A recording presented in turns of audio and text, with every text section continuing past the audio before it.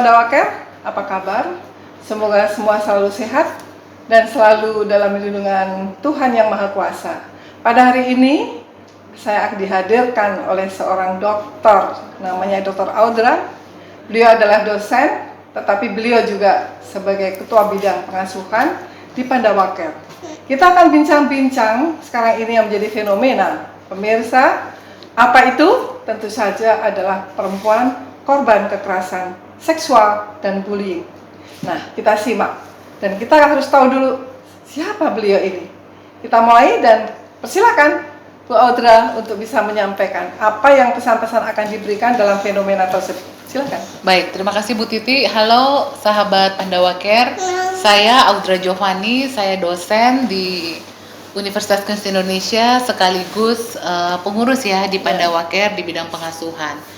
Jadi kalau kita bicara mengenai kekerasan, terutama kekerasan seksual terhadap perempuan, kita harus mengetahui apa itu kekerasan.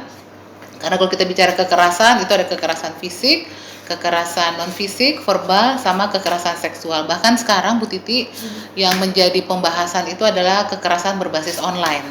Nah itu juga banyak sekali dialami, terutama di era informasi terbuka ini. Itu yang pertama terkait dengan kekerasan. Yang kedua kita akan bicara mengenai bullying. Kenapa sih bisa terjadi bullying? Asal mulanya bullying itu apa? Karena kalau kita artikan dalam bahasa Indonesia itu artinya perundungan. Nah, kenapa perundungan itu bisa terjadi? Nanti kita akan bahas dalam diskusi hari ini. Ya, kita tahu semua pemirsa, sahabat Pandawaker, bahwa kekerasan seksual yang banyak terjadi pada perempuan. Di keluarga, di dalam masyarakat, bahkan di tempat pendidikan. Dari tingkat SD, SMP, SMA, dan juga di perguruan tinggi. Yang fenomenanya sekarang menjadi sangat mengerikan, maka kita harus waspada, harus upaya untuk bisa melindungi diri dan pelindungan hak perempuan itu kira-kira apa saja. Mari kita tanya lagi kepada Ibu Audra. Iya, baik. Terima kasih Bu Titi. Jadi, sahabat Pandawa, kalau kita bicara kekerasan, terutama bicara kekerasan seksual, itu bukan saja menjadi korban perempuan, tapi juga laki-laki juga bisa menjadi korban. Bahkan data dari Komnas Perlindungan Perempuan gitu ya, dan juga di Kementerian Pemberdayaan Perempuan dan Pelindungan Anak, jumlahnya itu memang lebih besar perempuan, namun tidak menutup kemungkinan laki-laki juga menjadi korban kekerasan seksual.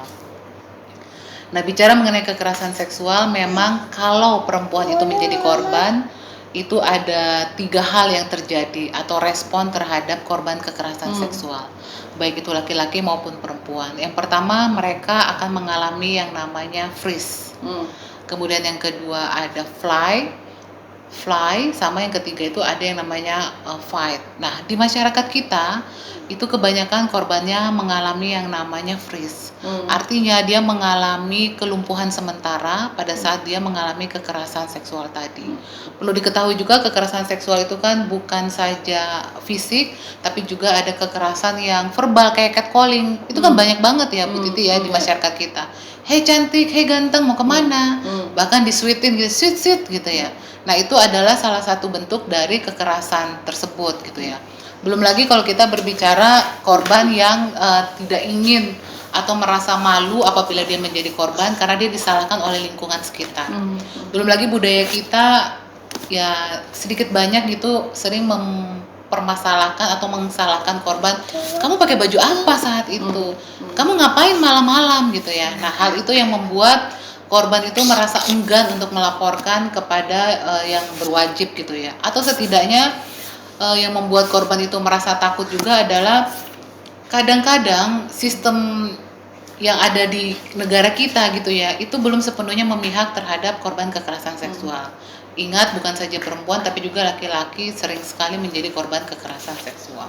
Ya, betul itu, sahabat Pandawaker. Maka kita harus hati-hati dan selalu waspada untuk bisa melindungi diri sendiri karena musuh-musuh kita ada di sekitar kita. Oleh karena itu lingkungan harus diciptakan dengan adanya lingkungan yang ramah pada perempuan, ramah lingkungan, sehingga kita akan terhindar dari kekerasan seksual. Dan jangan lupa untuk selalu like and subscribe dan komen bila Anda mengalami hal-hal yang terjadi dalam kehidupan Anda.